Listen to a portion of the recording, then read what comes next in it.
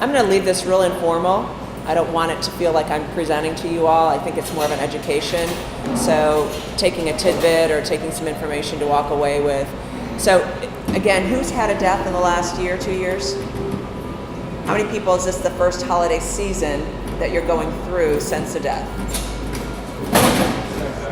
Second. If this is your first, this is your second, I think it depends on when that death has been. If the death was within 6 months and you're still in that fog, you're kind of in the haze of, I still don't really know what's going on in my life, this may not even be a significant holiday event for you. If this is the second one that you're going through and the first one's occurred, you again may not have even remembered the first holiday just because you were in such a kind of a closed off, different environment. With the deaths, has it been family members, friends? Family. Anybody want to share with me what's gone on in the last couple months with them for that? Do you feel comfortable?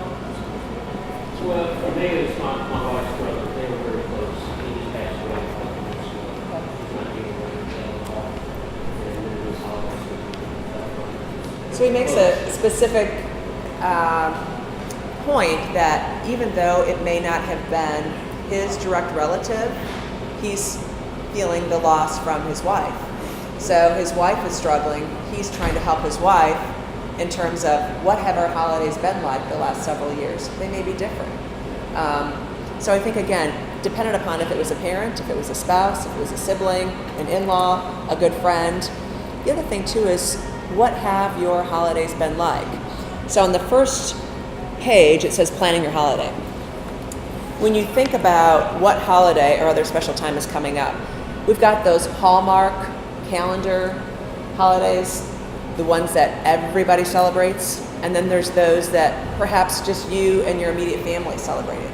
That is special to you. I know working with clients, sometimes, a birthday or an anniversary, well, those aren't things that are recognized by everybody in here. They're your own unique holidays.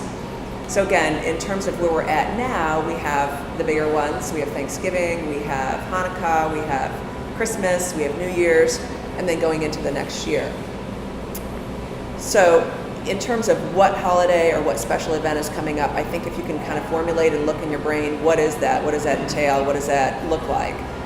What are some of those traditions? What are some things that you've done year after year? If you've recently had a death, it may not feel like celebration. It may not feel like, oh, I can't wait to have this exciting time in my life when somebody is sad. You're reminiscing about certain things. Perhaps it was at your mom's house last year and mom's not here this year. So it changes the whole dynamics of where your holiday is going to be.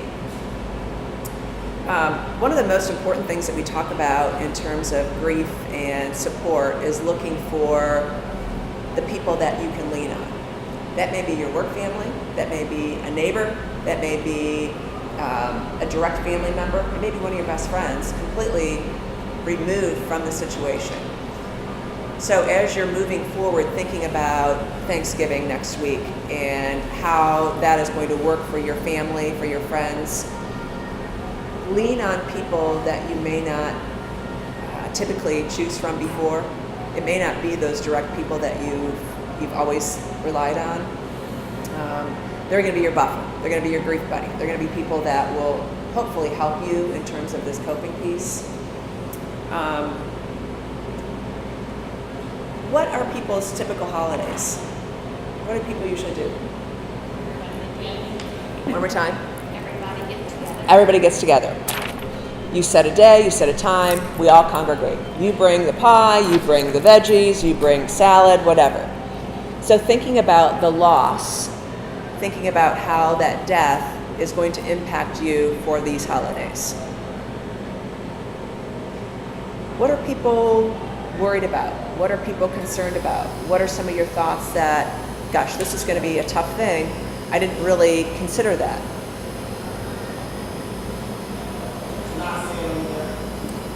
The obvious. They're not there. Yeah. It's not something that's uncommon for people to set the holiday table with an empty chair, with a placemat and their name, Mom. It's not uncommon to go around the table and to share your favorite memory. I remember when. It's not uncommon to, what was their favorite dish? This was Grandpa's favorite cranberry salad. I remember every year he had this. We want to have that. Everybody can have a small, like almost a birthday candle, like a tea light candle in front of them, blow out the candle and make a wish. So there's very symbolic things that you can do to try to help that emptiness, the empty feeling. And some people it's too painful. It may be too much to even talk about that or to recognize or to even have conversation with it. And that's fine too. There's no right way. There's no wrong way. It's whatever your way is. You might get grief from, your sister. Well, we've got to do it this way. We've done it this way for the last 20 years. We're going to do it this way again. This is a different year. We're not going to do it that way.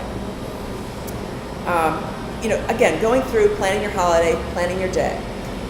It's important to say, take it one day at a time. This too shall pass. All you have to do is make it through the day. It can be overwhelming to look at the holiday as a series or days of weeks. What it is that you do to get through the next 24 hours. Break the day down into manageable moments. It may help you feel less overwhelmed, help you realize that the day will come to an end. Then you can prepare for the next day. The anticipation of what's ahead of us is oftentimes more difficult than the actual event itself. So the lead up, the build up. Think back to when you were in school. Think back to different things. I've got a test coming up tomorrow. I've got a test. They gave me the exam schedule. I know it's building, and it's finally here. The same thing goes for holidays. So it's coming. You can't stop it. You can't prevent it from happening. It's a matter of how can I prepare and plan for that event to happen. On the next page it says some ideas for surviving the holidays. And again, this is not a comprehensive, inclusive list. This is meant to give you some snippets of information. Be realistic. Again, what has happened in the last however many years or what the expectations are may not happen this year. Plan ahead. That's why we went through the first one. Make a plan. Have something to do. So that even if it's, family is all out of town, I won't be able to make it out of town this year because I have to work the next day, then make a plan. Make a plan with a friend. Make a plan with a neighbor. Make a plan so that you have something, you're not alone. Embrace your memories, just as we talked about, as you unpack some things, as you get cards, as you do certain things, it's always helpful to reminisce, to share those stories. You might cry, you might laugh, you might hear a story that you hadn't heard before. So again, it's sometimes those hidden treasures that you don't always know are there. Let your wishes be known. So even though they may not materialize, if you can at least express them to somebody. I know I can't buy presents this year. I've always bought them, but I'm not going to do it this year. I can't set up the tree. All right, I'm going to do things smaller. I'm going to simplify. I want to have things a little bit more manageable. Change something. Just because it's always been doesn't mean it has to be. So change it up and you can have a different routine. Recognize that everyone will have different needs, and that's important, especially if you are, again, you're grieving the loss of the same person, but everybody around you might have different things, different expectations, different thoughts. So just because you and your wife or you and your family member feel one way doesn't mean that somebody else won't think something differently. So no two people grieve alike. And again, how can you support one another? If you have children, this is a time of year that kids need consistency. Kids need routine. Whether this is your grandkids, whether it's nieces, nephews, they can't articulate and express how we can. They can't talk it through. They certainly can act it out, which is what you'll see a lot of times with kids. They may be more emotional. They may be more clingy. They may be, disruptive or having bad behavior. It's not necessarily that that's them. They're hoping and expecting a certain routine because that's what they've always remembered. Where are my box of ornaments? Remember those ones that I made in Christmas or at school last year? Where are they? Well, we're not going to put the tree up. Oh, well, they're questions and they don't get it. as an adult, it's difficult enough to try to understand. So imagine a child trying to figure this out for them. It's not easy to do. So again, consistency. And that goes along for adults too, but especially for children. Meal times, bedtimes, avoid certain triggers that will happen to them. Setting some limits. You know what, I'm only going to be able to do one gift this year, or we're only going to be able to have one sit-down dinner, or I won't be able to do any of that. So again, setting your limits and allowing yourself to have that. Any questions on the surviving? Anything else that has worked for somebody that you guys have had that, boy, this has really been helpful for me, it worked last year, or we're planning on doing it this year? I'm just setting limits, staying as busy as possible. Setting limits and staying as busy as possible. I mean, instead of setting Okay. limits. Okay. So a cautionary note for that.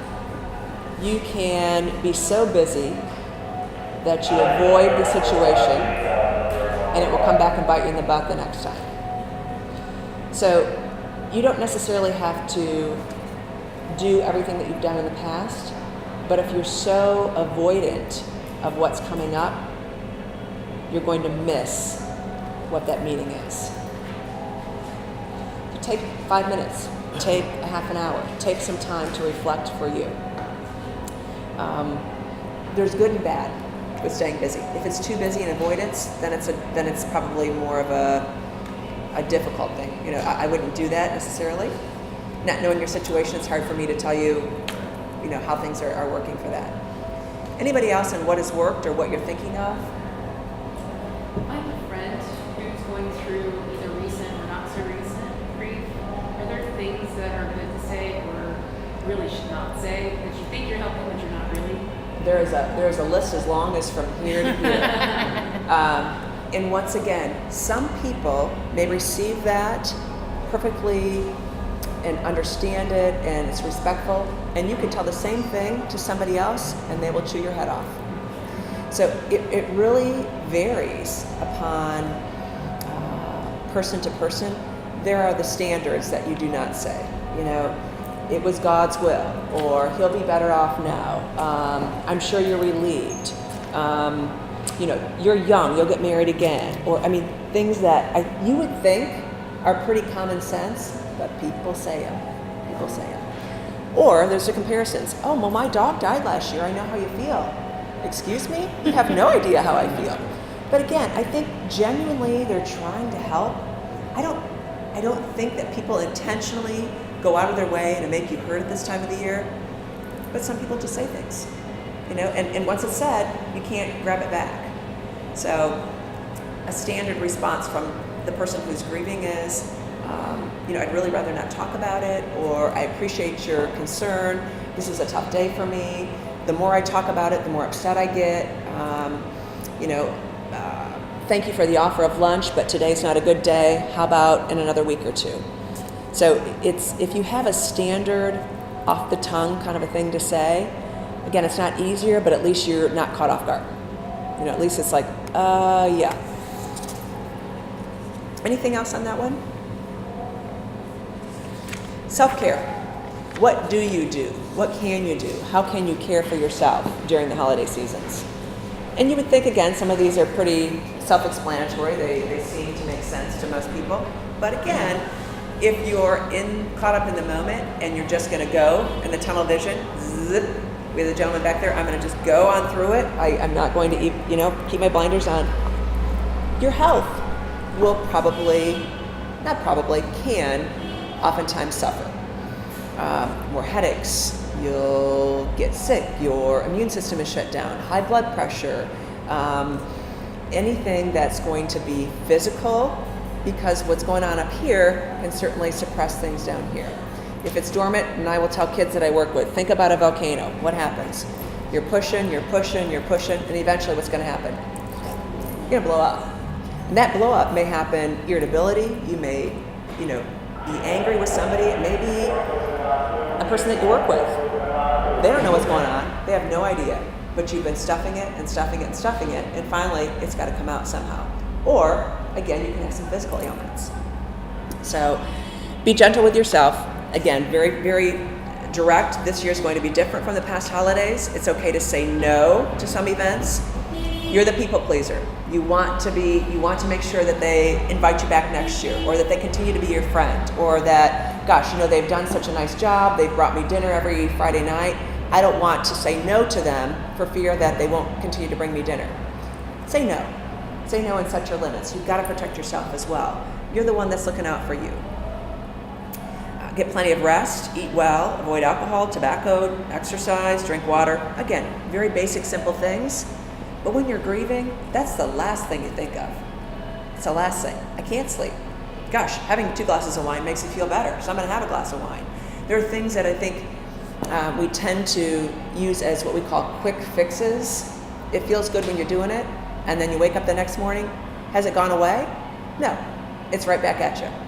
So then you get in a pattern of doing things repeatedly over and over. And that's when it becomes destructive. Giving yourself permission, allowing others to take over tasks. It's hard to ask for help. It's hard to say, I'm not going to be able to do the turkey dinner this year. I just can't do it. If people are allowing to help you and they want to be able to support you in that way, allow them, let them do it. Again, I think people want to support as best as they can, but they don't know how. So you may need to be specific and say, it would be very helpful if you could do this and this and this for me. As opposed to, I'll call you later and let you know. Or people will say, how can I help you? There's the list goes on and on. So I think being specific is to say, this would be very helpful for me. Can you pick up an extra thing here? Can you go here and do this for me? Once again, a repetitive type of a thing, but maintain a routine. Grief is hard work, and I think a lot of people don't realize that it's exhausting.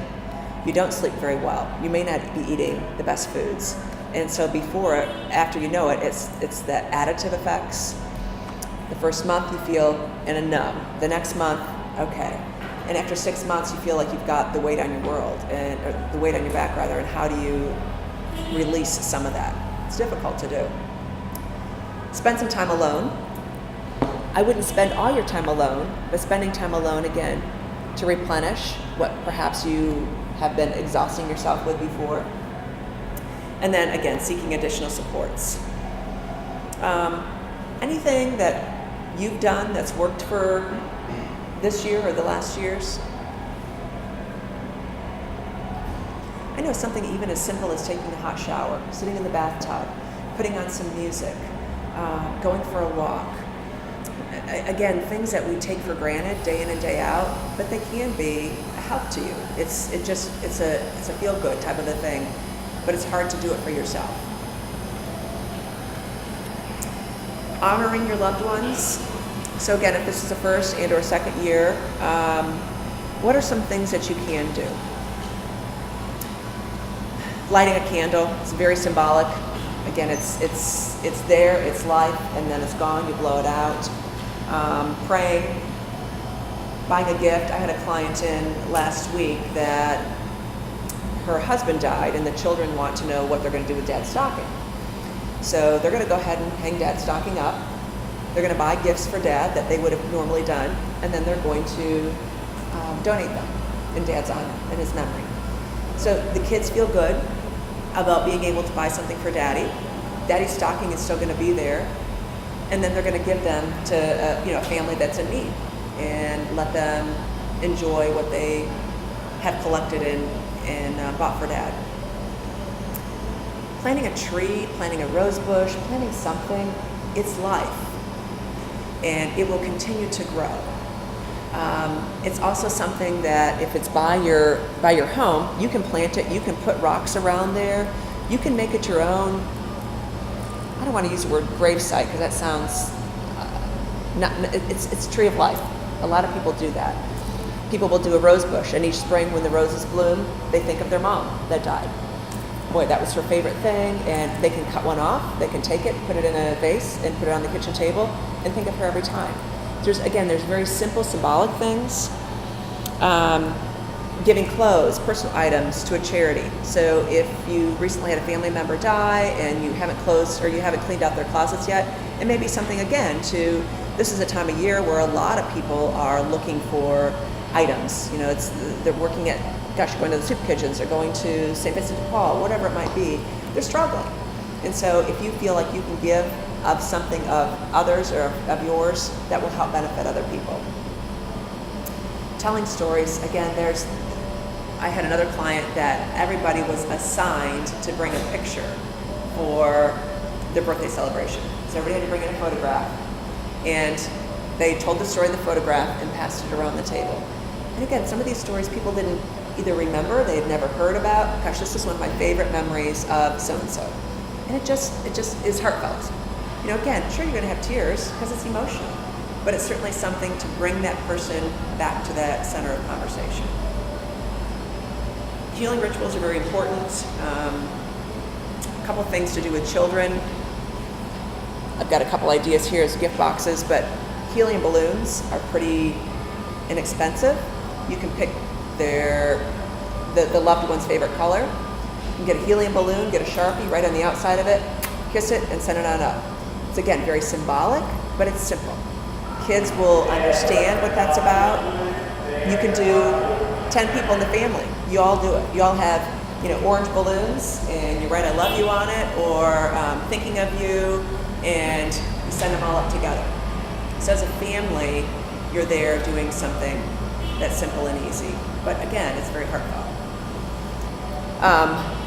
One of the things that we do often is it's a cardboard box that has been, but you can buy these at Hobby Lobby, Michael's, Target sells them, and you basically put the box together, decorate your box, write a little note to the person, tuck it in, and you're going to wrap it up with some twine, some ribbon, and you can put it anywhere. You can put it in the stocking, you can put it under the tree, but it's a symbolic piece of this is what you have taken away from their life. So it's succinct, but it's something that's very easy to do.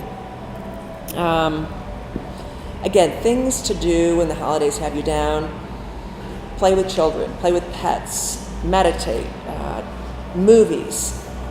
People may feel guilty about enjoying the holiday season. Why should I go to the movie theater and laugh and have fun when so-and-so has just died 6 months ago? I will tell people to flip it around. What would they want you to do? What would you be doing if it was the opposite? So sometimes it's helpful to put yourself in that situation and think about it outside the box a little bit versus in such a rigid way. You can have fun. You can laugh. It may not be as celebratory as it has been in the past several years, but to make the best of it. Laugh and cry, the two most important things. You're going to cry.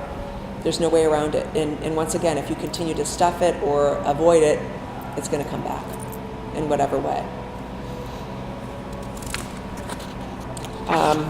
Again, coping with holidays, special days.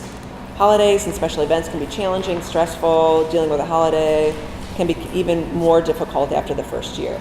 So I made mention of that in the beginning. If this is your second holiday season that you're going through, you'll hear, oh, it's going to be so much easier this year because last year, they had just died. It's not always that case. So I'm not trying to be the naysayer and tell you it's going to be worse. But as I mentioned, oftentimes you're in a shock. You're in kind of a cocoon, a protection mode.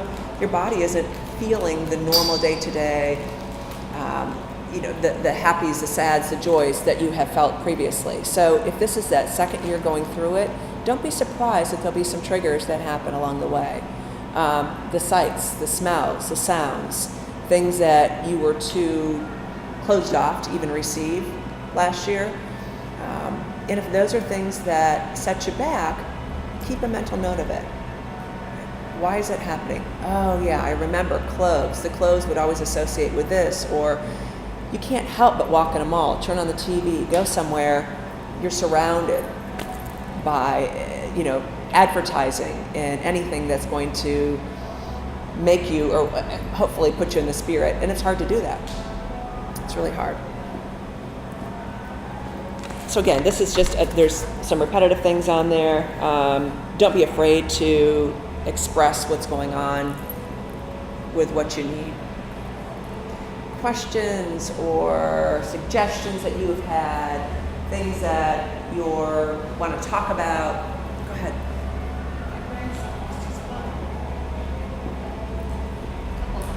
Okay.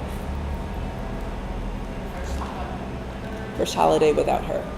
Yeah. And it's his birthday. So it coincides with his birthday. And how old is he? 3. One more time? 23. 23. Okay. At that age, you can have a conversation. At that age is there something that you would like to do? I would like to take you here. I would like to go to Red Lobster and have Mom's favorite meal. Whatever it is that you might be able to incorporate in conversation with him. Was this your daughter? No. It's my son's oldest. Your son. Okay. But they have a surprise party planned. They don't know what they're doing. Surprises after a death within 2 months may not be well received. I don't think it's a problem to have a party, but I would certainly key him into it. This is what we had planned. This was what our thoughts were. We don't want to surprise you, because again, that's a reaction. Those around him want this to be the best possible birthday ever. He may not be in that frame of mind to have a celebratory surprise. I don't want to say it's going to backfire, but there's a potential for that. At 23 years old, you want to include him in the conversation. This is what we talked about. We'd like to still go through with something, maybe scale it back a little bit. But certainly, yeah, have the party. Have the party for him. Anybody else? You had talked about, you mentioned about surprises. When I was going through the loss of my father, it seemed like it was at times that something would trigger a memory that would catch me off guard. That was really the worst, when I couldn't or had the toughest time dealing with it. Is there a good strategy or a plan? Those are called grief bursts. Grief burst. There is no rhyme or reason for it. Again, some of those planned kind of things. So I know this was his favorite cologne, or I knew that this was one of the radio stations that I had listened to with him, and it will certainly set something off. The grief bursts that come out of nowhere, you can't plan for it. You can't control it. A suggestion would be to allow that feeling. If you're in a work environment, if you're at a meeting, if you're at the grocery store, I would excuse yourself from whatever you're doing. Take 5 minutes, go take a walk, compose yourself, and come back. Find a grief buddy. Find somebody.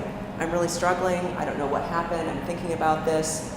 They don't have to say anything, but just the fact that you know somebody's there is a support in and of itself for you. This time of the year, you're going to have more of those random offsets that come. Again, when there's certain planning or certain scheduled types of situations, I don't want to say it's easier, but it's manageable because you know they're coming. So with surprises, it's something that can catch people off, and it doesn't always go as planned. But there's no reason to halt the celebration. You guys are a quiet group. Did you all just have lunch? It's warm in here. This isn't the fun topic to talk about. I mean, it's certainly not something that you think, oh, I can't wait to talk about death and dying and grief. And no, it's not something that's enjoyable. But it does happen. And if it hasn't happened to you, it will happen to you. Whether that's in the next year, in the next 5 years, in the next 10 years. So some of this information is just something to tuck away and be able to pull out or to share with a friend. Again, it may not personally have happened to you, but I dare betcha we all have somebody within our 5-mile radius that it's happened to. Or if they're experiencing, terminal illness right now too. So it's really hard. The gal before, our marketing person brought cookies and cupcakes and water, and so help yourself to those. And if, by chance, you'd like to talk one-on-one with an asset, and you'd like more information about that, you can sign up on this list and I'll make sure that information gets to you. Okay? It'll be over here at the signage. If you haven't signed in, please sign in. Anything else? You're welcome to ask me questions individually if you didn't want to say it in front of a group too. I'm going to stay till I'm going to talk to another group too, so feel free to do that. Thank you all for being helpful.